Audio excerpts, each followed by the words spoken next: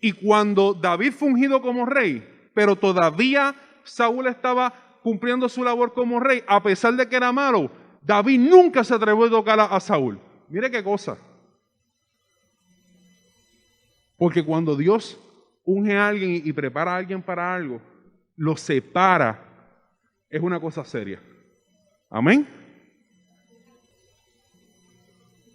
Exactamente. Saúl sí puso, y sabemos cómo terminó, ¿verdad? Como dice nuestra hermana, Saúl sí puso su mano sobre o trató. Hay un librito chiquito que se llama Tres Reyes Monarcas, es hermoso. Y él decía, mira, David era un hombre de guerra. Cada vez que Saúl le tiraba una lanza de esa, David estaba adiestrado para agarrarla hasta en el aire y mandársela para atrás y que quedara como lechón. Perdónenme la imagen. Y David no lo hizo. Porque tenemos que mirarle el carácter del hombre y de la mujer de Dios. No cómo se ven, cuál es el carácter. La unción señala la capacitación de Dios y la confirmación de su selección. Cuando Dios unge, transforma. ¿Qué le pasó a Pedro? ¿Qué le pasó a los apóstoles? Cuando Dios los ungió con la llenura del Espíritu Santo, los bautizó en Espíritu Santo y fuego, aquellos hombres temerosos que se estaban escondiendo, un hombre como Pedro que negó a Jesús, de momento son llenos del Espíritu Santo y empiezan a predicar la palabra. Y llegaron al punto de que sacrificaron sus vidas por el Evangelio. Cuando Dios unge y llena con su Espíritu Santo, que es tipo del aceite, o el aceite es tipo del Espíritu Santo, hay transformación. También recuerda Saúl que su autoridad es delegada. El pueblo no le pertenece a él. La iglesia no le pertenece al líder. Aún a los gobernantes, el pueblo no le pertenece a los gobernantes. Siempre le pertenece a Dios. Crean o no crean en Él. Y su autoridad es delegada. Y esto tenemos que extrapolarlo también, ¿verdad? A la experiencia de la iglesia. Versículo 2 al 7. Mira las señales de la confirmación, porque esta es otra cosa. El profeta habló, unge y le da unas señales. Va a pasar esto, va a pasar esto y va a pasar esto. Cuando el profeta de Dios habla, si es profeta de Dios, se cumple. Y no son cositas genéricas. Edifica tu casa. Hermano, si usted siente decirle algo en su corazón a un hermano, yo siento compartirte esto. Pero no te pongas a decir que profetizaste. A lo mejor profetizaste y a lo mejor no. Porque Dios obra de distintas maneras. Pero si tú no tienes certeza no te pongas con el Dios dijo, o así dice Jehová, porque el juicio de Dios cae sobre tu vida. Cuidado. Si Dios te usa y amén. Y yo creo que Dios puede utilizar a cualquiera en su congregación. Pero cuando hay una persona que es profeta de Dios, cuando habla de parte de Dios, las cosas se cumplen y se cumplen al pie de la letra. Mire esto. Número 1, se encuentran las asnas. Hoy, después que te hayas apartado de mí, hallarás 2 hombres junto al sepulcro de Raquel en el territorio de Benjamín, en Selsa, los cuales te dirán, las asnas que habías ido a buscar se han hallado. Tu padre ha dejado ya de inquietarse por las asnas y está afligido por nosotros diciendo, ¿qué haré acerca de mi hijo? Porque entonces era el hijo el que no aparecía. ¿Se cumplió? Se cumplió.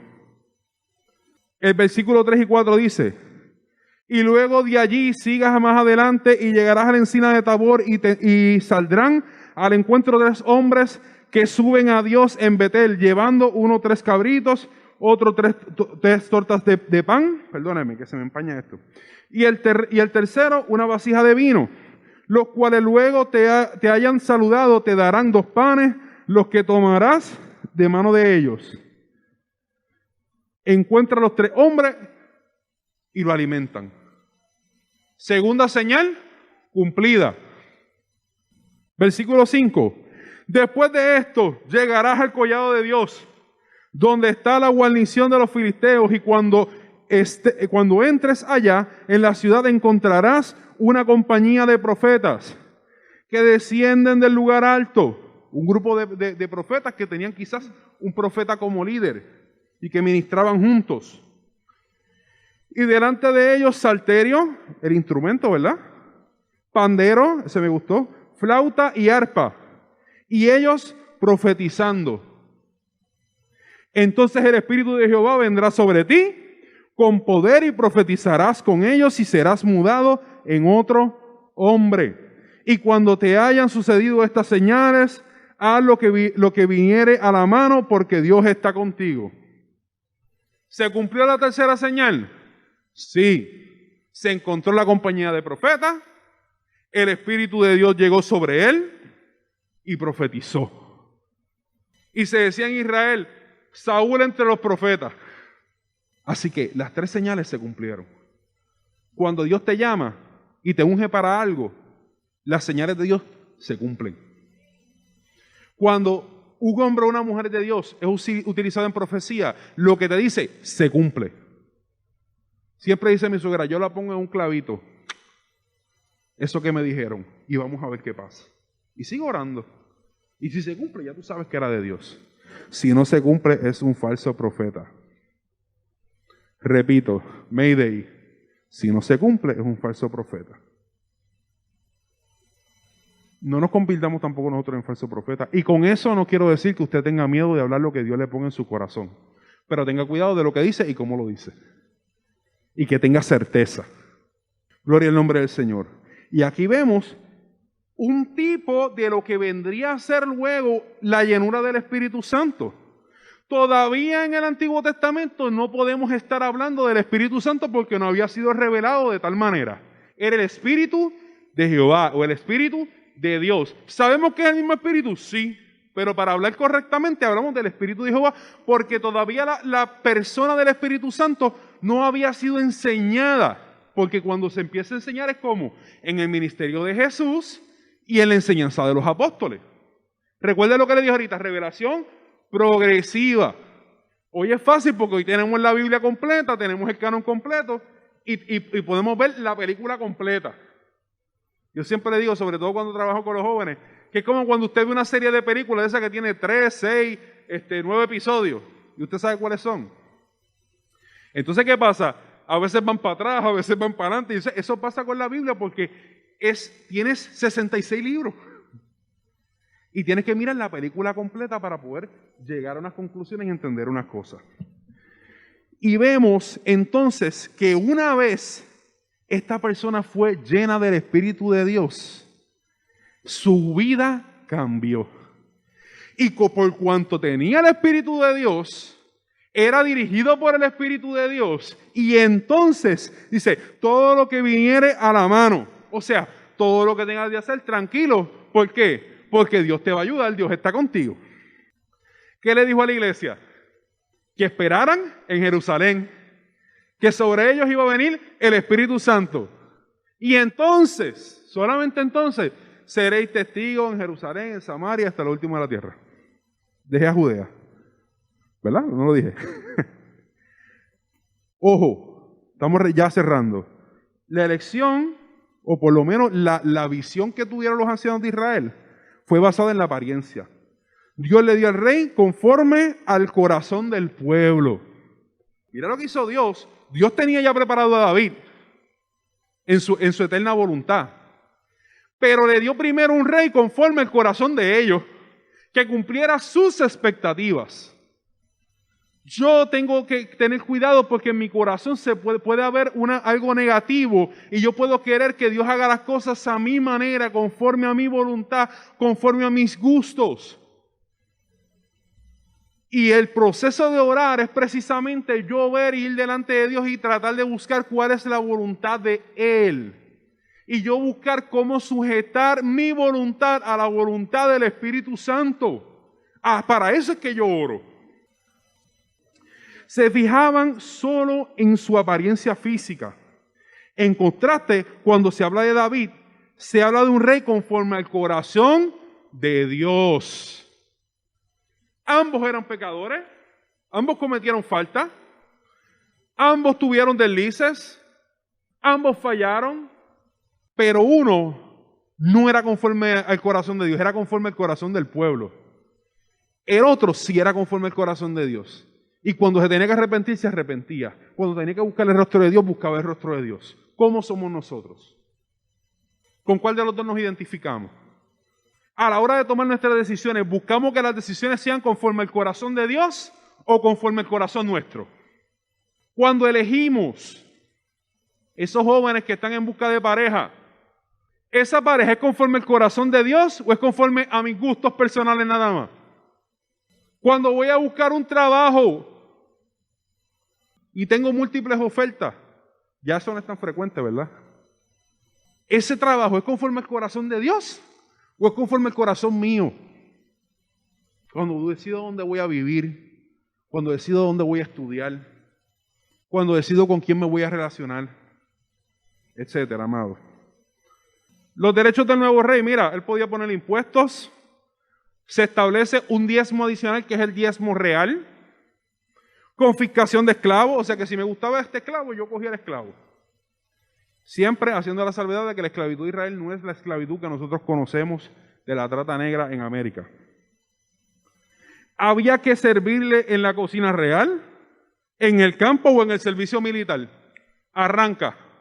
Héctor, vas para el frente de batalla. ¿Héctor podía decir algo? ¿No? Sí, mi rey, como hacen en las películas. Todo esto lo deseó el pueblo. Samuel se lo advirtió al pueblo, pero ellos, para adelante, tercamente. Y termino con lo siguiente, aspectos políticos teológicos. Mire, el profeta y el sacerdote están al servicio del rey. Una vez se establece la monarquía, y ya estoy hablando de esto para que cuando vayamos a esos otros libros de la Biblia donde ya la monarquía está establecida, tengamos ese concepto. El profeta a la manera de Samuel no es el mismo profeta, el mismo tipo de profeta que aparece ya en tiempos de David y los otros reyes posteriores. Ahora el profeta viene a ser principalmente, no únicamente, pero principalmente un consejero del rey, parte de la corte. ¿Ok? Lo mismo el sacerdote. Por eso el gran pecado de Saúl, que sacrificó y no le tocaba a él. Entonces, ¿qué pasa? Si el rey viene y te dice, no, yo lo voy a hacer yo, ¿qué tú haces? Levantar las manos. Se centraliza el culto. Como dije, ahora el culto se va a centralizar después de David en Jerusalén, en lo que se conoce también como Sión. Siempre que vemos Sión tenemos que pensar en el templo y en Jerusalén. Jerusalén va a ser el centro de ayuda para todo, espiritual, económica y de todo tipo militar. El rey se convierte en un Mesías ungido, no el mismo tipo de Mesías que Jesús, ¿verdad? Pero sí hay distintos conceptos de Mesías y el rey es tipo del Mesías. Y cuando nosotros vemos las profecías mesiánicas en los Salmos, nosotros sabemos hoy que están hablando de Jesús, pero en ese momento están dirigidas casi todas a la figura del rey. Tiene un grado de importancia en el sentido teológico. Es mediante el cual Dios bendice a su pueblo. A través del rey, Dios bendice a su pueblo. ¿Estamos? Sobre todo en el tiempo de David. Como dije ahorita, política de Sión. Conclusión. Dios tiene control sobre la historia. Amén. Nada ocurre por casualidad. Aquí pudimos ver cómo Dios, el pueblo, dice que quiere un rey, interviene. Dios interviene en el asunto. Dios le da el rey que ellos quieren, pero a través de esa experiencia Dios le da una lección a su pueblo de cuáles son las características que hay que ver en el rey. Le da la enseñanza de cómo ellos abandonaron y las consecuencias de abandonar a Dios como su rey y todas las demás cosas. Sabemos que su voluntad siempre va a ser perfecta. La voluntad de Dios siempre es perfecta. Podemos pensar que algo que nos ocurre a nosotros negativamente, o que pensamos nosotros que es negativo, pero en el orden de Dios es perfecta. Y muchas veces se cierra una ventana, pero se abren 20 puertas. Amén. Los cristianos debemos buscar su voluntad.